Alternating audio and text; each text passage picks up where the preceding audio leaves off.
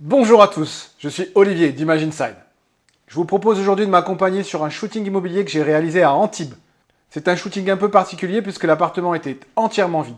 Je vais en profiter pour vous expliquer comment valoriser vos photos quand un bien immobilier est entièrement vide. C'est très difficile de valoriser un bien immobilier en photo lorsqu'il est entièrement vide. L'absence de meubles et de décoration fait que le bien va sembler froid, vide, sans vie. Pour le rendre un peu plus chaleureux et le valoriser, il faut donc se concentrer sur deux choses essentielles quand on a un bien vide à photographier. C'est le volume des pièces et la luminosité. Comme il n'y a pas de meubles, l'attention et l'œil du visiteur ne va pas être accroché par des éléments. Donc il faut lui proposer des points de fuite. Cette vidéo va se faire en deux parties. Premièrement, je vous emmène avec moi sur le shooting pour montrer comment je travaille sur place. Et deuxièmement, je vous montrerai sur l'écran de l'ordinateur comment je retouche ces photos dans Lightroom. Allez, c'est parti, je vous emmène tout de suite avec moi sur le shooting que j'ai réalisé il y a quelques jours dans un appartement sur Antibes. Et en fait, pour vous emmener avec moi sur Antibes, j'ai acheté une toute nouvelle application sur mon ordinateur qui nous permet de se téléporter en un rien de temps dans un bien immobilier.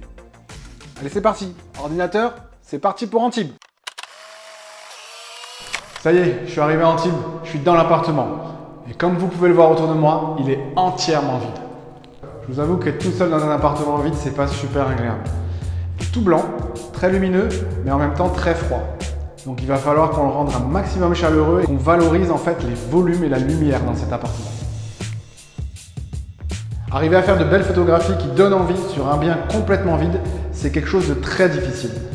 Dans un cas comme celui-là, on n'a pas 36 solutions. Le plus simple, c'est d'essayer de valoriser au mieux les pièces dans leur volumétrie et aussi dans leur luminosité.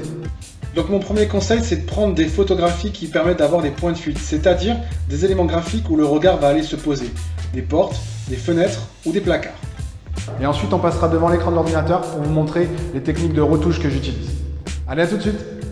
Ordinateur, téléportation. Et nous voilà dans Lightroom avec l'ensemble des photos réalisées sur ce shooting. Je vous propose de voir tout de suite la retouche en accéléré de la cuisine. Je prendrai le temps dans un prochain épisode de vous détailler la manière dont je retouche les photos d'intérieur et je vous donnerai plein de conseils et d'astuces à ce sujet. Mais ici, je veux juste pointer du doigt le travail sur la luminosité. Il est très important dans un appartement vide de jouer sur la luminosité des pièces. C'est ce qui va donner un petit peu de chaleur et de sensation de vie à ces photos qui peuvent paraître dénuées de vie et froides. Comme la cuisine est ici totalement désertée, on va jouer sur ces lumières pour la rendre un peu plus intéressante et attirer le regard sur des détails, notamment sur le mobilier qui reste.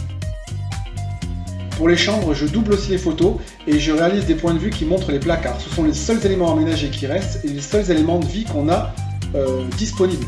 Donc, ça me semble très intéressant de mettre ces atouts en valeur. On joue également sur la luminosité et on a quelques détails qui posent le regard. Ordinateur, téléportation. Ah oui, il doit y avoir quelques problèmes de paramétrage de l'application.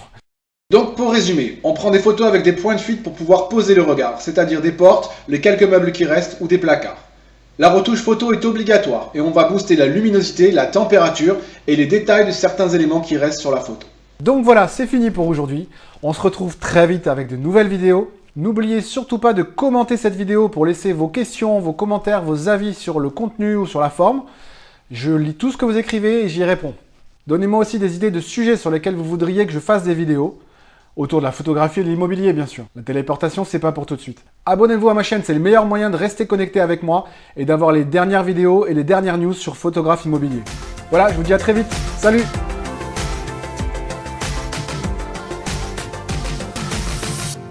Et pour le coup, je résiste pas à une dernière petite téléportation. Ordinateur, téléportation.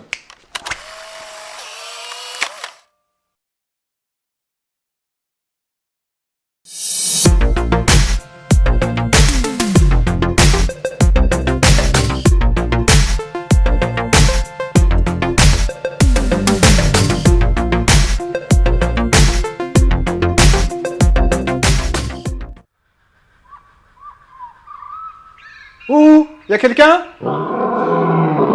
Non, déconnez pas les gars. Ça m'apprendra à acheter des applications à la con. Ordinateur! Ordinateur!